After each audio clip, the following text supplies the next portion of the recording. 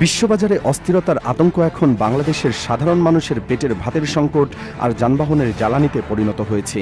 দেশের অকটেনের মোট চাহিদার অর্ধেকই উৎপাদিত হয় নিজেদের ভেতরে। তাহলে এই হাহাকার কেন? অকটেন আর পেট্রোল নাম দুটি আলাদা হলেও মূলত একই জিনিস। জ্বালানি তেলের উচ্চ মানকে বলা হয় অকটেন। মোটরগাড়ি, প্রাইভেট কার বা মাইক্রোবাস সাধারণত এই অকটেনে ব্যবহৃত হয়। বাংলাদেশ পেট্রোলিয়াম কর্পোরেশন বা বিপিসির হিসাব অনুযায়ী 2024-25 অর্থবছরে দেশে প্রায় 4,15,000 টন অকটেন বিক্রি হয়েছে। এই হিসাবে গড়ে প্রতিদিন বিক্রি হয়েছে 137 টন। কিন্তু এই গড় হিসাব বদলে গেছে মধ্যপ্রাচ্যের যুদ্ধ শুরু হওয়ার পর থেকে। গত বছরের মার্চ মাসে প্রতিদিন গড়ে 193 টন অকটেন বিক্রি হয়েছে। এবারের মার্চে তা বেড়ে দাঁড়িয়েছে 1222 টনে, অর্থাৎ যুদ্ধের আতঙ্কে দৈনিক বিক্রি বেড়েছে প্রায় 29 টন। সারা দেশে বছরে যত জ্বালানি তেল সরবরাহ করা হয় তার মাত্র 6% হল অকটেন। বিপিসির তথ্য অনুযায়ী গত অর্থবছরে দেশের মোট চাহিদার প্রায় 50% অকটেন দেশেই উৎপাদিত হয়েছে। বাকি 50% আনতে হয়েছে বিদেশ থেকে।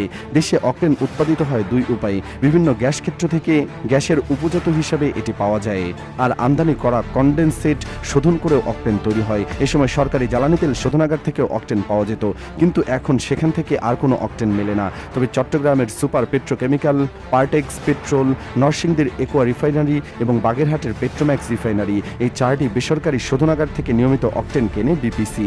এছাড়া সরকারি গ্যাস কোম্পানির নিজস্ব প্ল্যান্ট থেকেও অকটেন সরবরাহ আসে। বিদেশ থেকে অকটেন আনতে সময় লাগে প্রায় 40 থেকে 45 দিন। 1 এপ্রিল পর্যন্ত দেশে অকটেনের মজুদ ছিল মাত্র 9,021 টন। দৈনিক বিক্রির হিসাব মেলালে এই মজুদ দিয়ে চলার কথা ছিল মাত্র 7 দিন। 6 এপ্রিল সিঙ্গাপুর থেকে ভিট এশিয়ার একটি জাহাজ 25,000 টন অকটেন নিয়ে দেশে আসার কথা রয়েছে। মাসের তৃতীয় সপ্তাহে আরও একটি জাহাজ 25,000 টন অকটেন নিয়ে আসবে। বিপিসির সূত্র জানাচ্ছে এবার বেসরকারি শোধনাগার থেকেও 300 টন অকটেন পাওয়া যাবে, অর্থাৎ চলতি মাসে মোট 70,000 টনের মতো অকটেন যুক্ত হতে চলেছে দেশের ভান্ডারে। এপ্রিল মাসে দেশের মোট অকটেনের চাহিদা ধরা হয়েছে 37,000 টন। সরবরাহ 70,000 টন হলে ঘাটতি তো দূরের কথা, বরং বাড়তি অকটেন জমা হওয়ার কথা। তাহলে ফিলিং স্টেশনগুলোতেই এই মারাত্মক লাইন কেন? বিপিসির নিজস্ব হিসাবে তো কোনো সংকট নেই। এর পেছনে কাজ করছে মানুষের মনস্তত্ত্ব। একে বলে প্যানিক বাইং। আতঙ্কিত হয়ে মানুষ অকারণেই তেল কিনে ঘরে জমা করতে শুরু করেছে। এক শ্রেণীর অসাধু ব্যবসায়ী এই আতঙ্ককে পুঁজি করে বাড়তি তেল কিনে মজুত করছে। তারা পরিস্থিতি ঘোরালে দাম বাড়িয়ে লাভবান হওয়ার স্বপ্ন দেখছে।